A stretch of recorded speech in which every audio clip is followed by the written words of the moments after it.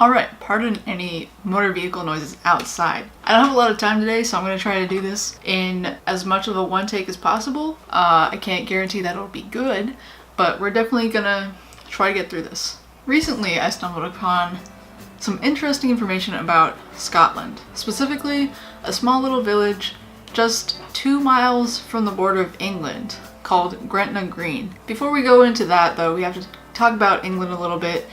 In 1754, England banned couples under the age of 21 from getting married unless they had parental consent. This was part of Lord Hardwicke's Marriage Act. I have my notes right here. That's what I will be looking at throughout this entire video. So, Lord Hardwicke's Marriage Act, though. It required marriages to take place in a public ceremony with an official priest of their parish to perform the rites. So you couldn't just get anyone off the street to marry you. Unlike in Scotland, where couples could find a loophole in this restriction, and girls as young as 12 and boys as young as 14 could get married.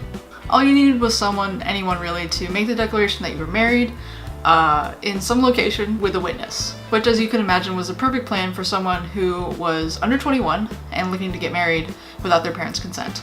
So one of the most popular destinations for this sort of thing was Gretna Green, which was only I think less than 2 miles from the border of England. And you know, it always feels better when you get the manager of the store to come out and like tell you what's what instead of like plain old Jim from aisle 4. It was the same for people from England. Sure, they eloped to Scotland to avoid England's law about having your parental consent, but they still wanted the English wedding. The most respected person in Gretna Green at the time was their blacksmith. So for a couple of shillings, the blacksmith could marry you and your beloved in front of his anvil at a moment's notice. Now, these marriages could have been performed by fishermen, innkeepers, talking dogs, but people really just liked the novelty of having an anvil priest perform their ceremony, and people flocked from all over who weren't even like looking to get married to see the anvil itself. There were a couple of other towns that you could travel to as well within that kind of like border radius, like Lamberton or Coldstream, I think they were, and they were just a toll road away from England as well. Their popularity wasn't even close to rivaling Gretna Green's because of the anvil priest. The laws have changed since then. Lord Brougham's, I don't know how to say British names. Here it is. This Lord's Act of 1856 made it mandatory for at least one person of the couple to live in the parish in which they wanted to get married for at least 3 weeks to obtain residency before they can get married. And then in 1929, Britain makes the minimum age of marriage 16. But you still had to get parental consent if you were under 21. Getting anyone to make a marriage declaration was outlawed actually in Scotland in 1940. So that's kind of recent, which I think is interesting. Like, you wouldn't think it's that recent. I don't know. For me, 1940 is kind of like yesterday. That's just me. But yeah, in 1940, Scotland banned the "Hello, you're here, there's a person watching, we're here together, I'm going to declare you two married." I believe the official, in the newspaper clipping that I found, said, all you really need is someone to walk up to you guys, have a witness, and be like, righto, carry on. Of course they say it with a Scottish accent, which I can't do, so just imagine. So because you can't just have someone saying that you're married anymore, you have to get married in an official setting, such as a church or a registry office, which kind of sucks, because you can't get married by the anvil anymore.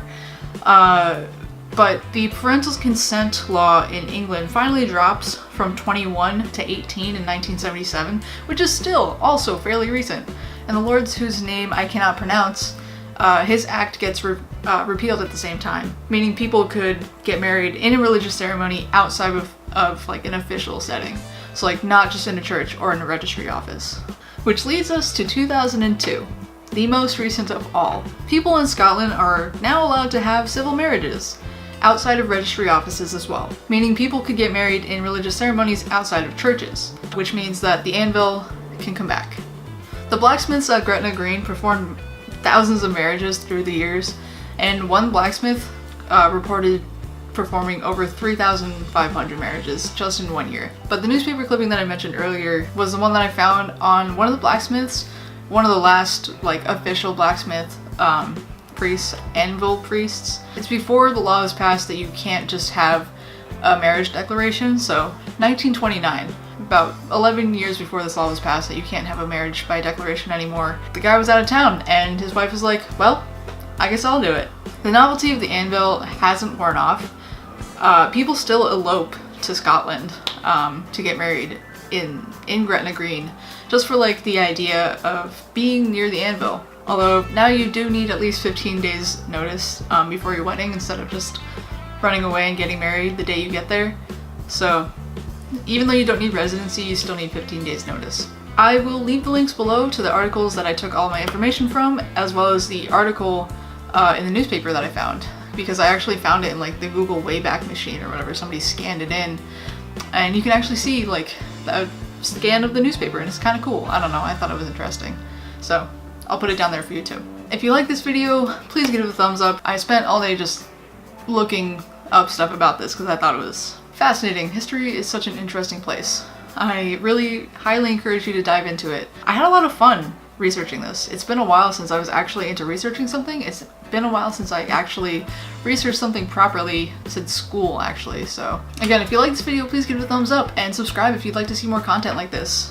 Be sure to hit that notification bell so that you know if and when I post next. And until next time, remember to stay cool, stay safe, and stay positive, and I will catch you in the next video.